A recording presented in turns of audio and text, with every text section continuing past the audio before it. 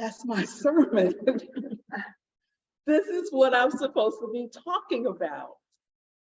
So I was like, okay, sometimes God has jokes. And I'm like, okay, well, this is where we're going. So let's go. Let's go. Let's do this.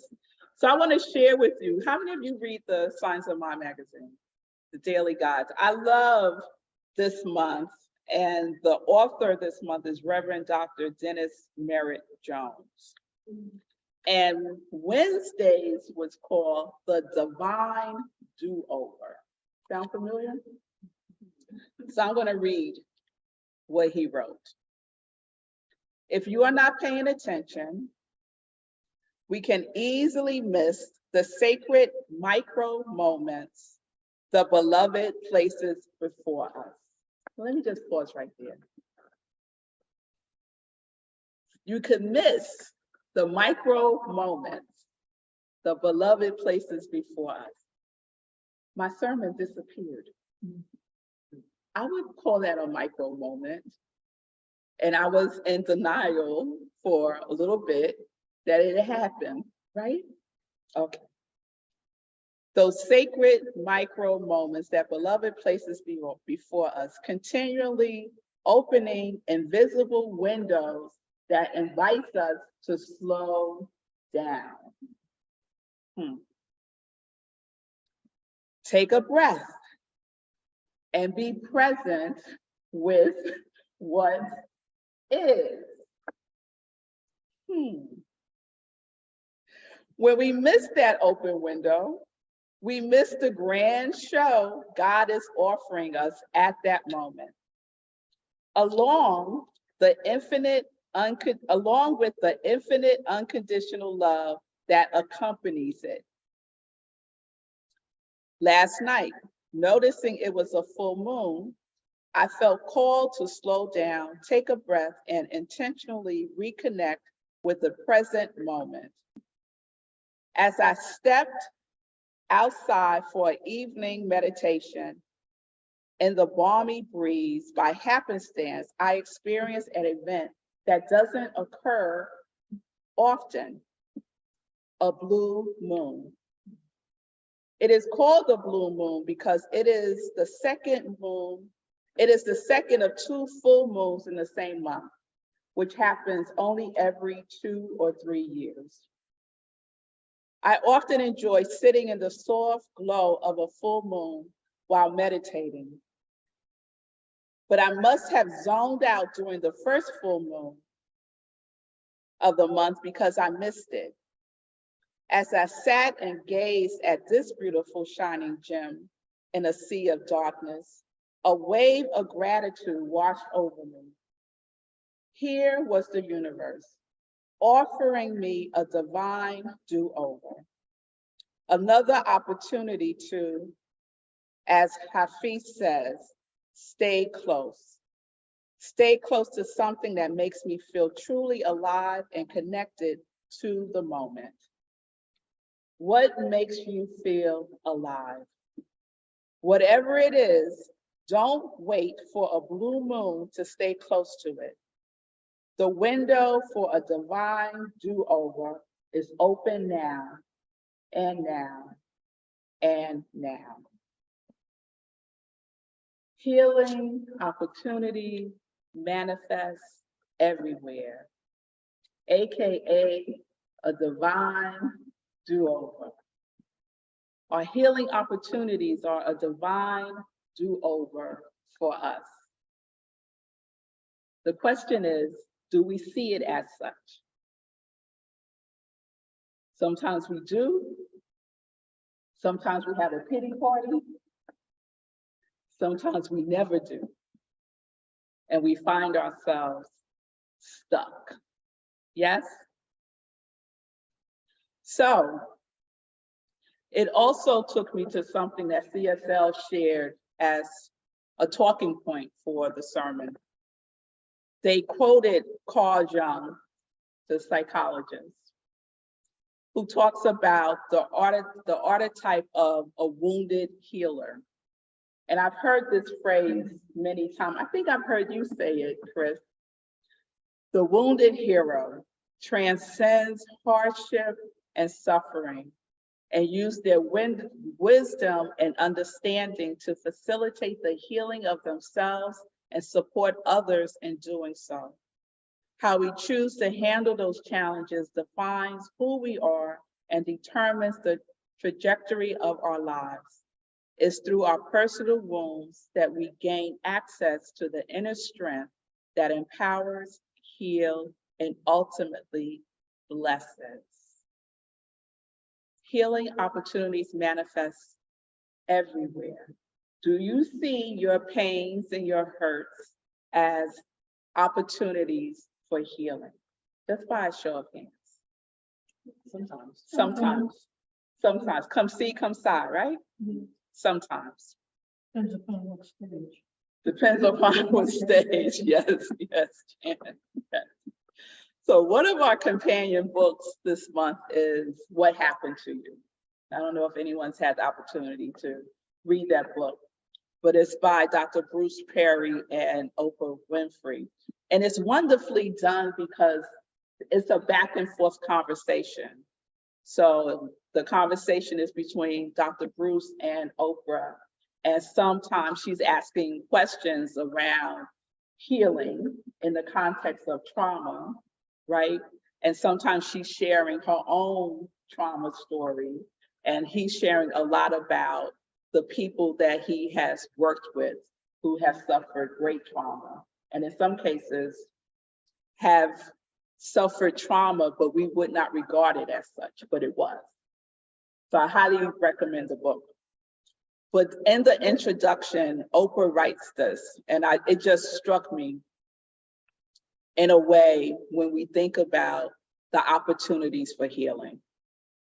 So Oprah writes in the introduction, what has happened to us in the past shapes who we are, how we behave, and why we do the things we do. Through this lens, we can build a renewed sense of personal self-worth,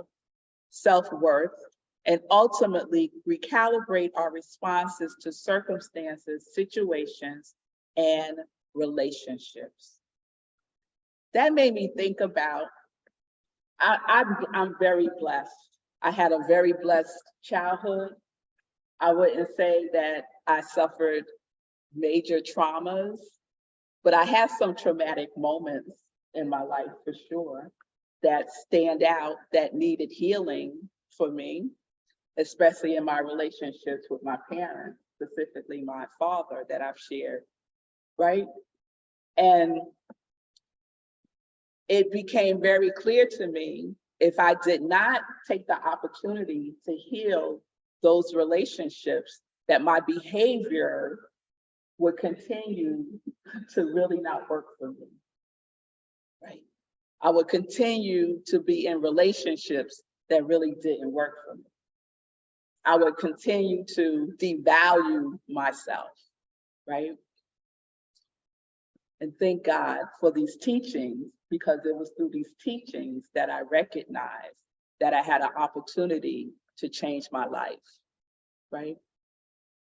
So do we recognize when we have those opportunities, that the opportunities are everywhere? We don't have to go looking for the opportunity because it's everywhere. Why? Because it's here. It's home.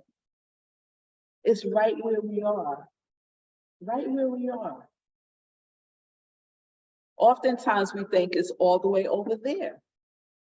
Oftentimes we think it's in somebody else to fix, to heal our stuff. I used to believe that.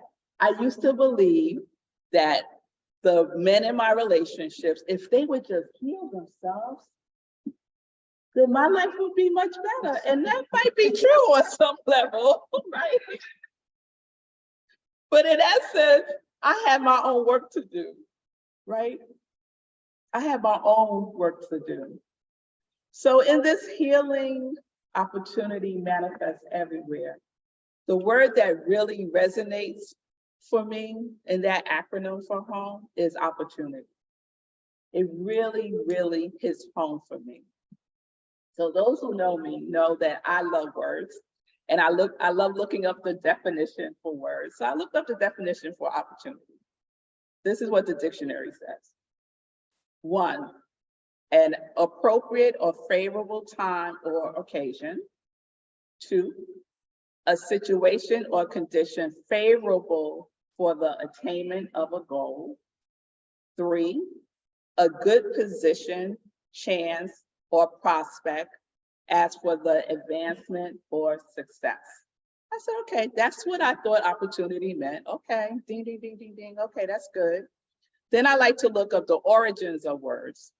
So opportunity comes from the word opportune. Okay, so what's the origin of opportune?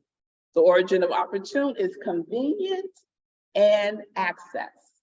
I was like, oh, I love that, right? Okay, so we got convenient, we got access, and we have, when I looked at opportunity, I was like, unity. Unity is an opportunity, right? Right? So I added that. I said, okay, I have convenience, I have access, and I have unity. And we know unity is what? Oneness, right? I said, okay, we cooking with gas now. I'm so glad I lost that sermon. All right, here we go, right? So then I said, well, let's see what Ernest has to say about all this. This is what Ernest Holmes writes in Signs of Mind. He says, stand in the midst of eternal opportunity, which is forever presenting us with the evidence of its full expression.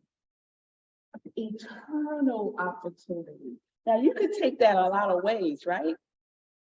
Just like, am I always gonna have an opportunity for healing? Am I always gonna have stuff that needs to get healed?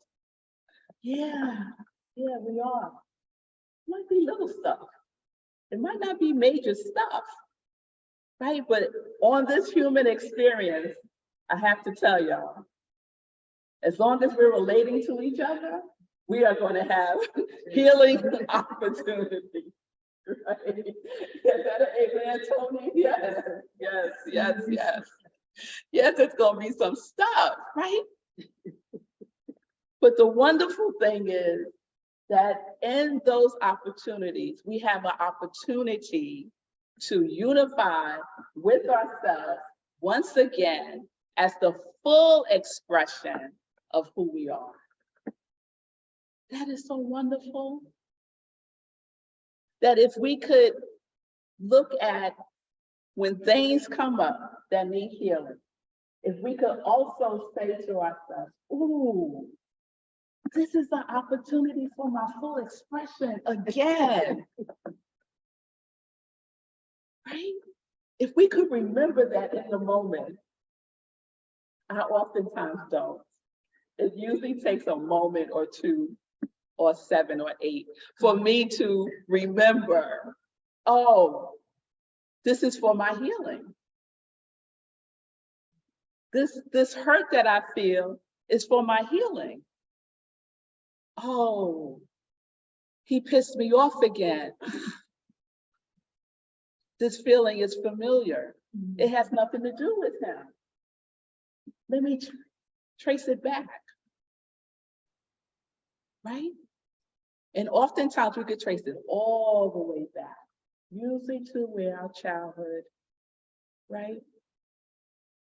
And then we can apply some love to the places inside of us that hurt as adults, right? We can apply some love to that little girl, that little boy that hurts from this place of knowingness. Yes? So one of the things that CSL also shared in preparing for the sermon is this, and I was like, okay, CSL, you had to go there. It says, and knowing this allows all circumstances. How fun is that? In all circumstances, you find yourself in an upset, right? That is the circumstance that is up for healing. That is a circumstance where healing is manifesting as an opportunity for us once again. Once again, we get to play, if we would look at it that way, right? We get to play by giving things for whatever the healing opportunity is presenting for us now, right? Yeah. So I was thinking about this as this continued to unfold, and a healing opportunity presented itself before the night was over. Isn't that funny how that happened? It was not a big thing that happened, but I made it a gigantic thing. You wanna know what it is? Someone left one fork in the sink after I had washed the dishes.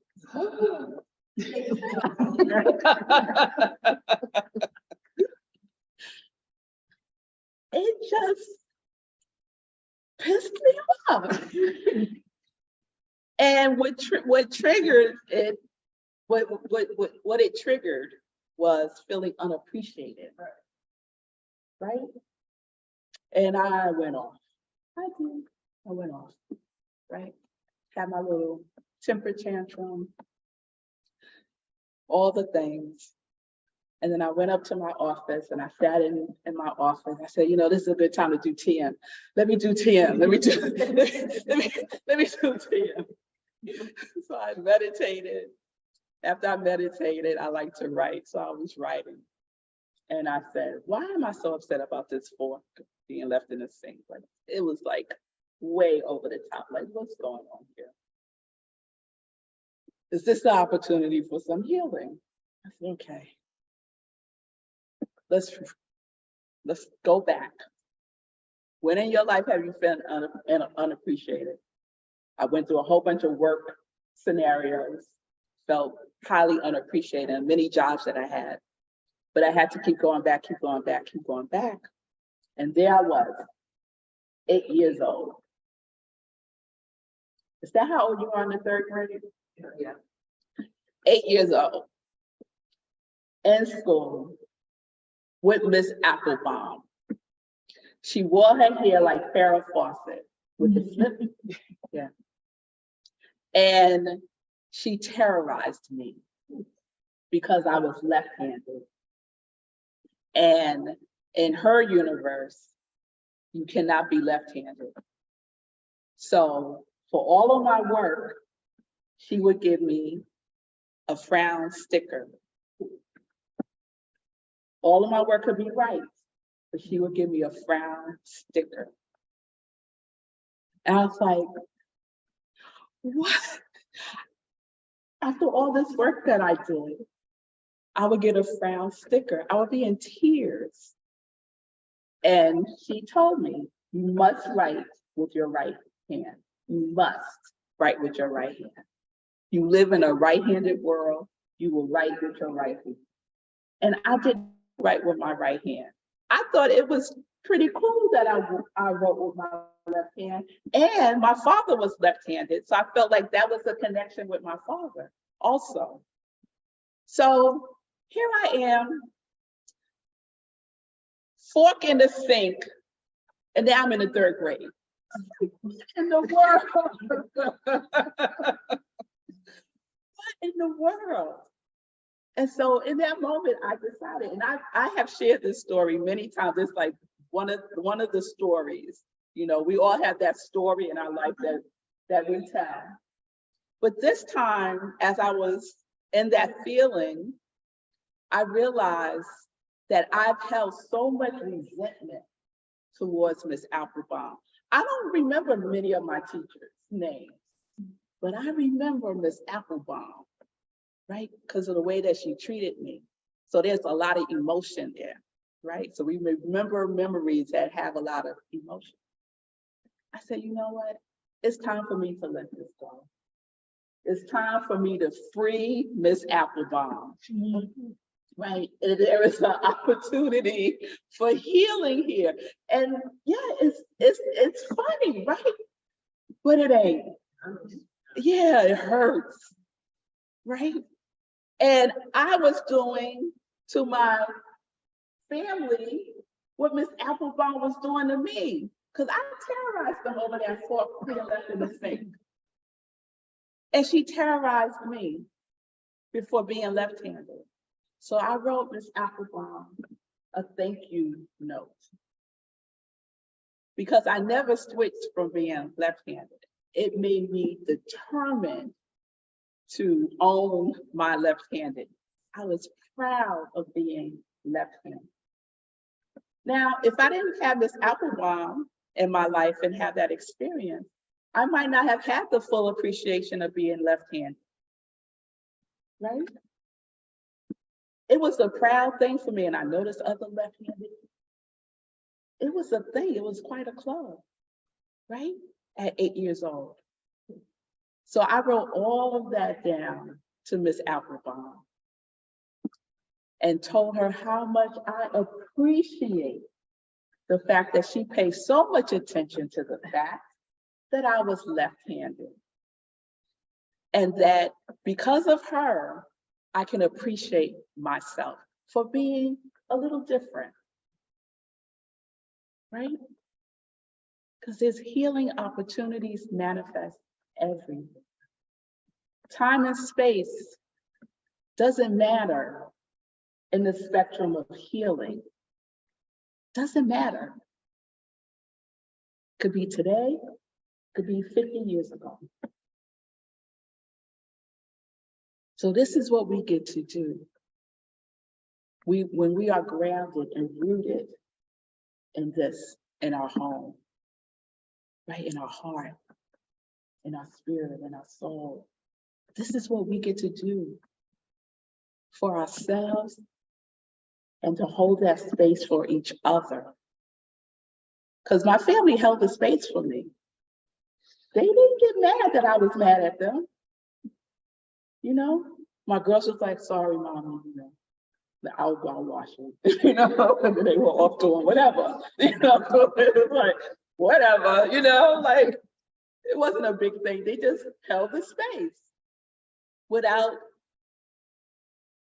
assigning anything about me to it, really. And so that's how we get to be with each other. So, you know, I always have homework. Mhm. I would invite you, if at this moment right here and right now, as I shared that story, if a memory came up for you, or if you're in a funk right now about some scenario with somebody or with yourself, as part of Thanksgiving, write a thank you note about it, about that person, about you, whatever it fits. Because there's an opportunity to unite, right? It's always convenient. Healing is always convenient, right? What did we say the three are? Convenient, access, and unity. So the access is here. We don't have to go ask anybody for access. There's no password, right? It's convenient right here and right now in this present moment. And then we know that we are in the oneness, always in the oneness, regardless. The eternal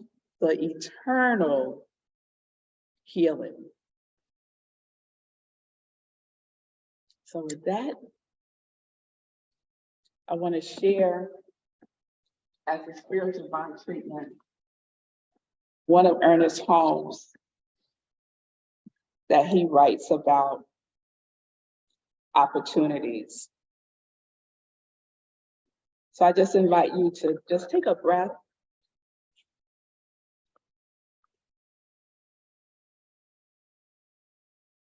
And you can hold the energy of that opportunity in your wings, right? Our thinking and our feeling. I know I am now at the threshold of all good, wisdom, and truth. All the good I can embody is mine now. I have only to open the portals of my soul and accept that which is ready to express through me. I expect fully and empathetically the answer to my prayer today. Right now, do I possess this thing I so greatly desire? I remove my fear of lack and negation, for it is the only barrier which stands in the way of my experience of good. I alone can remove it. I alone remove it now. I alone can heal it. I alone heal it now. In this moment, my good comes to me, enough to spare and to give to share with others. I can never be exhausted. My good can never be depleted because that source from which my good comes is inexhaustible. Today, in this moment, the Lord responds to my thought. The word is one of my affirmations, rising from the knowledge that the good, the enduring, and the true are eternalities of my experience. I cannot be apart from that which is my good. My good is assured me by God, the indwelling essence of my life. And so it is.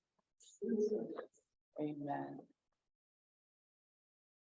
On behalf of everyone at New Thought Media Network, thank you for being a member of our virtual family.